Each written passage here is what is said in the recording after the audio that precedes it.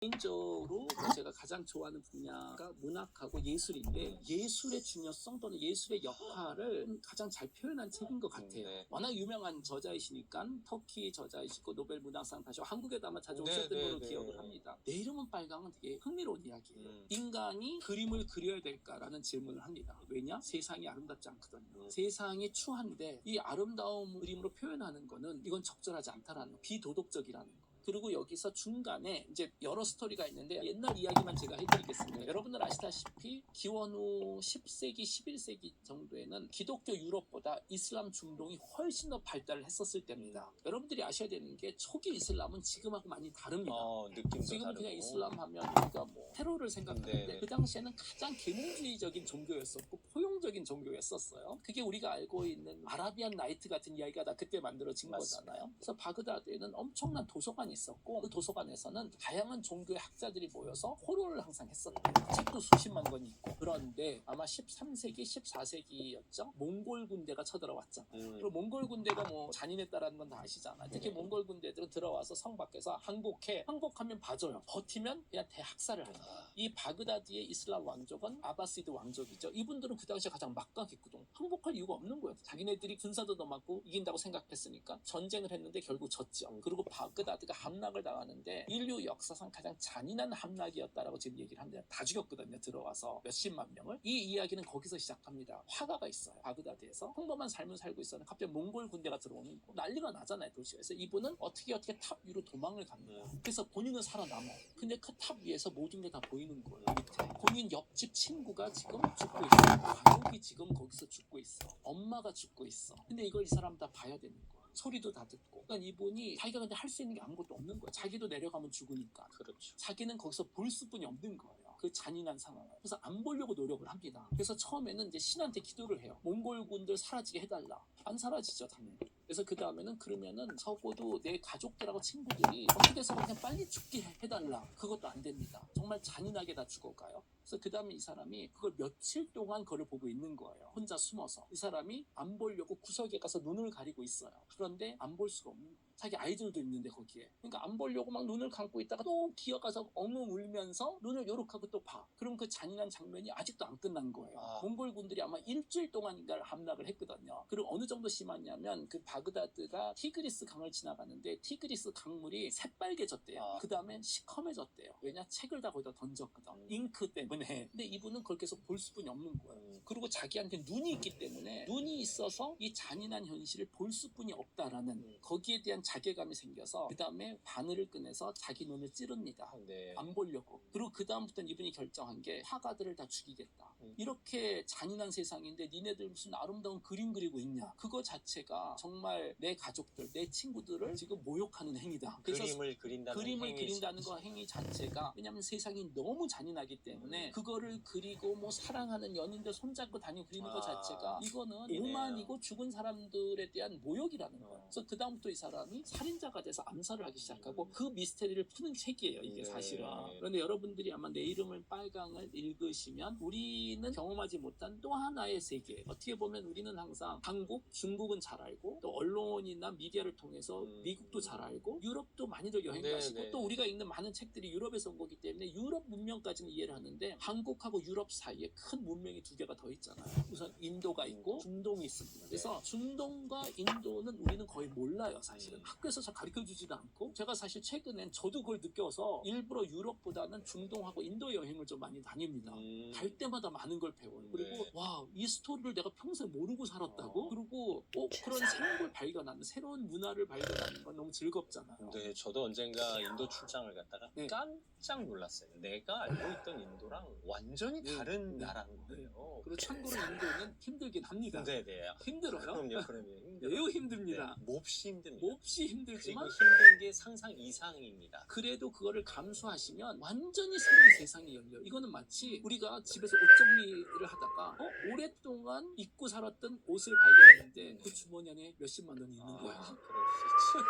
얼마나 기뻐요. 저는 인도나 중동의 역사와 문화를 발견하면서 그런 느낌. 야, 보물이 같구나. 물론 어렵습니다. 여행은. 그렇지만 그리고 그거를 요새 배우는 게 제 큰 즐거움 중에 하나입니다. 그 무고한 시간적 역사와 무수한 공간적 역사의 그렇죠. 집합체. 그리고 또 동양과 서양을 연결시켜주는 연결, 어떻게 보면 이제 실크로드하고 연결이 돼서 그러다 보니 서양과 동양이 두 개가 다 붙어 있는데 또 그들만의 유니크한 성격이 있어서 제 느낌으로는 적어도 중동 역사는 내 이름은 빨강이 인문 서적이 되지 않을까 네, 싶습니다. 그 튀르키예의 오르한 파묵이라는 작가가 왜 세계적인 작가가 됐는지를 이해할 수 있는 작품이 아닐까 싶은데, 내 이름은 빨강이라는 제목의 은유적 메시지는 어떤 거예요? 그건 스포일러예요. 네. 누굴까요? 빨강이 누굴까요? 네, 읽어보시면 나옵니다. 이 질문을 가지고 이 책을 시작하시면 그럼요. 된다는 뜻입니다. 네, 맞습니다. 네. 자, 튀르키예 작가 오르한 파묵의 내 이름은 빨강. 이것도 여러 번 읽으셨어요? 이거는 한 3번 읽었던 것 같아요. 그 2번, 3번째 읽은 이유는 뭐예요? 읽을 때마다 조금씩 느낌이 달라져요. 저는 가장 좋은 책들은 여러 번 읽고 싶고 읽을 때마다 조금씩 달라지는 책. 네. 사실 제가 오늘 추천한 책에는 안 들어있는데 이게 워낙 쇼스토리이기 때문에 제가 여러 번 읽으면서 매번 새로운 걸 느끼는 책은 사실 해밍웨이의 킬리만자로의 눈.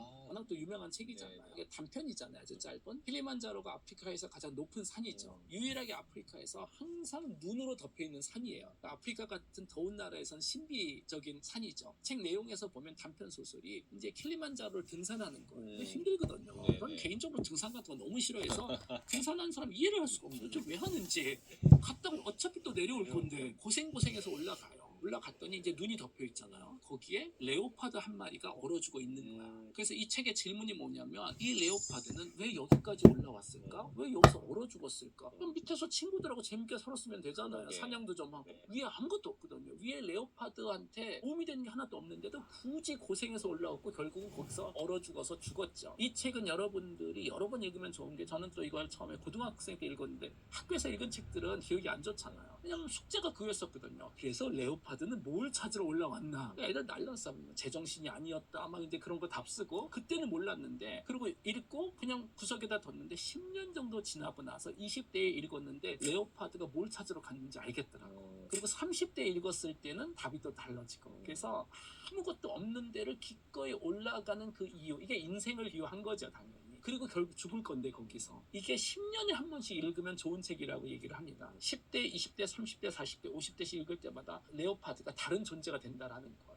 얘는 도대체 뭘 위해서 굳이 갔고 뭘 위해서 갔다 얼어 죽었을까? 저는 발견했어요, 사실은 그게 뭔지. 그래서 그런 식으로 여러 번 읽을 때마다 책이 다르게 읽혀지는 책들은 분명히 있는 것 같아요. 저도 여러 번 읽는 책이 있는데요. 네. 저도 얇은 책이에요. 네. 쥐스킨트의 기피의 강요라는 좋습니다. 책이 쥐스킨트 워낙 좋죠. 네, 사실 향수도 쓰셨고 그렇죠. 비둘기도 쓰고. 맞아요. 네. 그 기피의 강요에는 한 화가가 어느 평론가의 이 화가의 작품에는 깊이가 없다 라는 말에 매몰돼서 이제 작품 활동을 제대로 못하는 거예요. 사실 저도 어떻게 보면 진행이라는 이 영역 속에서 우리가 어떻게 깊이를 추구할까에 대한 고민이 필요할 때쯤 되면 그 책을 한번 잡아요. 근데 타인의 평가보다는 내 마음의 깊이가 훨씬 더 중요하다라는 결론을 내는데, 제가 처한 상황에 따라 받는 느낌이 다 달라요. 이 짧은 단편들이 여러 작품이 있다 보니까 그런 책들이 클래식이 되는 거죠. 그러니까요. 그래서 저도 최근에 있는 작품은 좀 클래식 위주로 읽게 되는 게, 지금 나오고 있는 책들은 좀 잡음이 많은 것 같아요.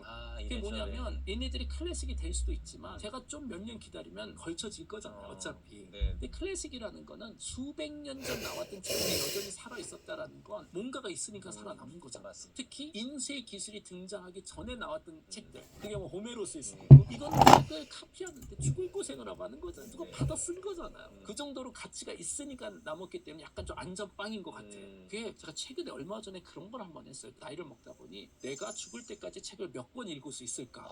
왜냐면 책 읽는 속도 뻔하잖아요. 그리고 제가 여유 시간도 뭐 뻔하고 일주일에 뭐 매일 읽을 수 있는 거다, 주말 정도에 이렇게 계산해봤더니 여러분들 한번 그거 꼭 해보시면 좋을 것 같아요. 현실적으로 그 숫자가 크지 않습니다. 몇천 권 아니에요. 저는 아무리 긍정적으로 봐도 몇백 권이 안 되더라고요. 근데 갑자기 그게 저한테는 허걱하는 생각을 준 거예요. 지금 여기 책이 이렇게 많은데 이거 다 못 읽는 제가 읽을 수 있는 책은 몇백 권뿐이 없다. 그러다 보니 되게 몇백 권밖에 안 돼? 아니 요만큼 읽기도 쉽지 그거예요. 않겠어요. 네, 남은 인생에. 그래서 요새는 제가 책을 사잖아요. 앞에 읽어. 느낌이 없으면 안 읽습니다. 왜냐하면 그 기회비용이 너무 아까운 거야. 낭비할 수 없다. 낭비할 수 없고, 아니 내 이 시간 없어. 근데 최근에는 그게 책을 넘어서 모든 곳에 확장이 되기 시작하는 거예요. 사람. 그렇죠. 이게 욕먹을 행동입니다. 행동입니다. 막 그러자 아니야 이 사람도 알고 보면 괜찮은 사람 아는 그 시간이 아까운 거예요. 알아가는 아니 시간이. 따지고 보면 1년에 누군가와 밥 먹는 날이 100일이 안 될 수도 그럼요. 있어요. 그러자 아니야 이 사람도 알고 보면 괜찮은 사람 이 시간 없어. 근데 최근에는 그게 책을 넘어서 모든 곳에 확장이 되기 시작하는 거예요. 사람. 그렇죠. 이게 욕먹을 행동입니다. 막 그러자 아니야 이 사람도 알고 보면 괜찮은 사람 아는 그 시간이 아까운 거예요. 알아가는 아니 시간이. 따지고 보면 1년에 누군가와 밥 먹는 날이 100일이 안 될 수도 그럼요. 있어요. 네. 그렇게 따지면. 그리고 또 하나는 야, 이 세상에 수십억 명이 있는데 네. 많을 텐데. 근데 이제 이렇게 하면 사회에서 아주 욕먹습니다. 그럼에도 불구하고 네. 어쨌든 앞으로 남은 인생에서 나와 진지하게 밥을 먹을 사람이 1000명이라고 제안하면 그리고 본인 자신을 위해서는 우리가 모든 사람을 행복하게 할 수 없는 거잖아요. 네. 당연히 나의 행복에 대한 책임이 제일 큽니다. 그럼 여기서는 기회비용을 정말 잘 계산을 해야 되는 거예요. 자, 좋습니다. 사람은 여러분께서 알아서 하시고요. 알아서 하세요. 하지만 이거는. 책만큼은 책만큼은. 좀 신중하게 선택하셨으면 신중하게. 좋겠습니다. 자, 보람파묵의 내 이름은 빨강. 네. 빨강은 누굴까요? 누굴까요? 궁금증을 가지고 네. 시작해 보시기 바랍니다. 네, 이 감사합니다. 책도 제자리로 돌아가고 교수님이 말씀해 주신 책 중에 제가 표시를 해놨습니다. 아, 좋습니다. 프란츠 카프카의 변신. 네. 뭐 이 책은 많이들 좋아하시고 아이고. 여러 번 읽으셨을 거예요. 그럼요. 근데 네네. 길지 않은 내용이면서 아주 짧습니다. 뭔가 임팩트를 주고 마음속에 뭔가 남겨놓는 책이. 그럼요. 우선 저는 이 변신 프란츠 카프카 하면 가장 먼저 안 좋은 기억들이 아, 떠오르는 게 네. 독일 학교에서 맨날 읽게 하는 책이거든요. 그렇군요. 독일어 시간에. 네. 근데 모르겠어요. 이게 전 세계 공통적인 문제인 것 같아요. 학교에서 읽는 책은 그냥 막 반감이 생겨요. 그냥 선생님이 싫어서 그런 걸까요? 나중에 보면 되게 좋은 책이었었는데 네. 그냥 너무 싫어. 그냥 학교가 싫었던 것 같아요. 근데 나중에 읽으면 특히 변신은 훌륭한 책이죠. 뭐 근데 워낙 다들 아시잖아요. 그레고 삼사라는 평범한 청년이잖아요. 네. 그 친구는 가족을 위해서 헌신하는 청년이에요. 결혼도 안 했어. 부모님들을 먹여 살려야 되고 특히 너무나 사랑하는 여동생이 있어요. 그리고 삼사에게는 여동생이 다예요. 돈이 없는데도 여동생이 하고 싶은 건 다 해줘요. 그리고 자기는 하루 종일 일만 하고. 자, 어느 날 그리고 삼사가 아침에 눈을 떠요. 본인한테는 변한 게 아무것도 없어요. 이렇게 눈을 뜨고 보니까 세상이 다 보여. 그런데 갑자기 어머니인가요? 네네. 아빠인가요? 문을 열고 들어왔더니 비명을 지르고 도망가는 거잖아요. 왜냐? 그리고 삼사는 똑같은 사람인데 외모가 바퀴벌레로 바뀐 거잖아요. 그럼. 이것도 바퀴벌레도 아니고 정확하게 어떤 벌레인지는 모르지만 사람만큼 큰 벌레예요. 너무나 징그럽게 생긴. 근데 말을 하잖아요. 이 벌레가. 근데 부모님들은 비명을 지르는데 왜요? 나 그레고인데. 말이 돼. 확인해 보니까 아들 맞아. 근데 외모가 이제 완전히 벌레인 거예요. 그리고 결과적으로 스토리는 이제 어떻게 해요? 아들인데. 그리고 그 집에서 숨어 삽니다. 사람들이 알면 안 되는 거잖아. 처음에 숨기고 살고 그리고 이 친구는 자기 방에 감옥까지 갇혀서 부모님들이 던져주는 빵 조각 같은 거 먹고 살고 그래도 오케이예요. 그런데 어느 날 문제가 생기죠. 여동생이 약혼자를 집에 나의 데려오니까 모든 그러니까요. 그러니까 불균형은 아니 저 방에 턱관절에서 이 남자가 나를 어떻게 생각하겠냐. 냄새 나고 지금 난리인데.